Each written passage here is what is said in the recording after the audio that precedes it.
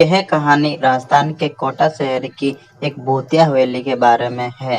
यह हवेली राजा महाराजा के समय बनाई हुई थी, लेकिन पिछले 18 सालों से इस हवेली में आज तक कोई भी रहने के लिए नहीं आया है। इच्छा होने पर भी इस हवेली में कोई भी नहीं रह पा रहा था, क्योंकि लोगों का कहना था कि इस हवेली में भूत प्रेत का साया है। जब अजीत सिंह को इस हवेली के बारे में पता चला तो उसने तय किया कि इस रहस्य को जानकर ही रहेगा क्यों लोग इस हवेली में नहीं रह पा रहे हैं। उसने मजबूत इच्छा शक्ति से हवेली में रहने की पूरी तैयारी कर ली। जब उसने हवेली के अंदर जाने के लिए पैर आगे बढ़ाए तो दरवाजे पे किसी अनजान व्यक्ति ने उसे रोक लिया और नजदीक जाके बोले, कौन हो आप और किधर से जा रहे हो? अजीत सिंह ने जवाब देने की बजाय उसने सामने सवाल किया, जी आप कौन? मेरा नाम अर्जुन सिंह है और मैं यहीं पास में ही रहता हूँ। अजीत सिंह ने कहा, ओ अच्छा, मैंने सुना कि यह एक भूतिया हवेली है और यहाँ कोई नहीं आ पाता है, इसलिए मैं इस हवेली में एक दिन रुकने का फैसला किया है। अर्जुन सिंह ने कहा, जी हाँ, आपने सही सुना है और आप भी अंदर मत जाइए, मेरी मानो तो आप भी वापस लौट जाइए, यहाँ बहुत खतरा है। यह सुनकर अजीत सिंह खुश हो गया जैसे उन्हें कोई लॉटरी लग गई हो। अर्जुन ने उसकी खुशी को देखकर बोला, आप खुश क्यों हो रहे हो? आपको तो भूत का नाम सुनकर डर लगना चाहिए। शायद आपको नहीं पता होगा कि मैं भूत प्रेत में काफी दिलचस्पी रखता हूँ। अगर इस हवेली में भूत है तो मैं अंदर जाऊंगा और सारी सच्चाई का भी पता लगाऊंगा। इतना कहकर अजीत सिंह उस हवेली में चले गए। अंदर जाके अजीत ने अपनी बैग को साइड में रखा और हवेली के चारों ओर देखने लगा। सारे रूम भी चेक कर लिए। बाद में ड्राइंग रूम में ओके सोफे पर बैठ गया। उसने वहां बैठकर दारू के 2-4 पैग भी पिए। वहीं अचानक उस रूम में लाइट का एक बल्ब चालू बंद होने लगी, लेकिन अजीत ने उस पर ध्यान नहीं दिया।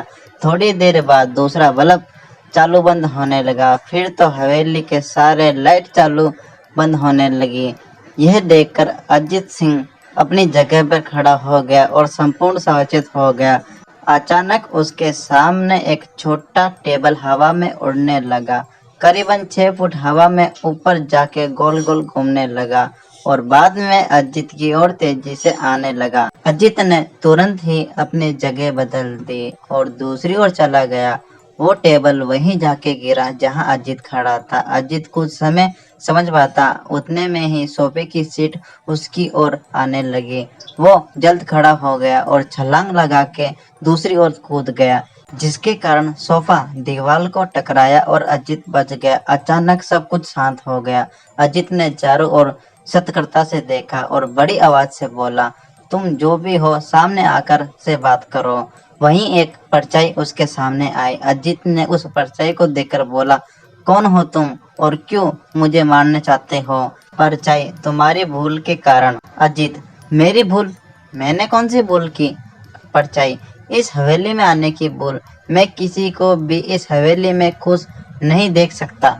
अजीत, लेकिन क्यों?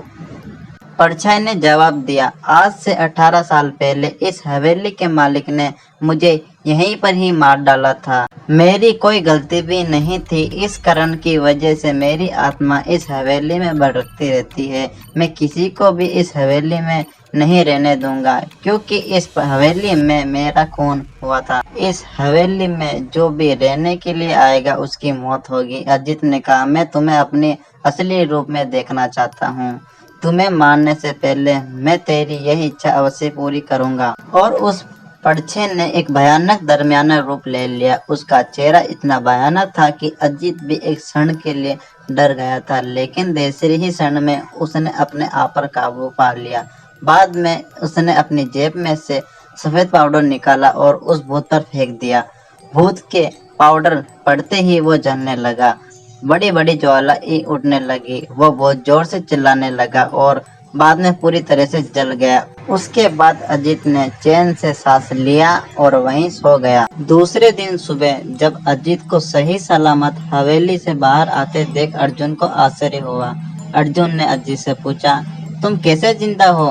जब अजीत ने अर्जुन को कल रात को घटी घटना को पूरी तरह से बताया और बोला, अब यह हवेली भूतिया हवेली नहीं रही। दोस्तों, आपको यह कहानी राजस्थान के कोटा की भूतिया हवेली कैसी लगी, प्लीज हमें कमेंट करके जरूर बताइए। हमारी और भी कहानियां पढ़ने और सुनने के लिए हमारे चैनल हकीकत लाइव को सब्सक्राइब कीजिए।